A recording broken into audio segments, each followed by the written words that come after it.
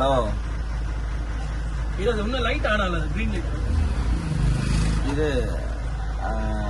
இதே ஸ்பீடா இருக்கிற மாதிரி கேட்டார் கஸ்டமரு. இது நார்மல் தானே, ஸ்பீடு ஸ்லோ பண்ண முடியுமா?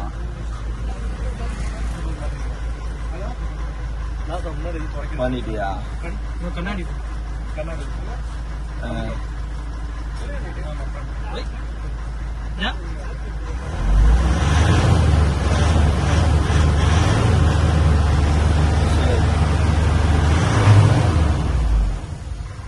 அந்த ப்ரோக்ராம் எப்படி இருக்குன்னு பாத்தியா?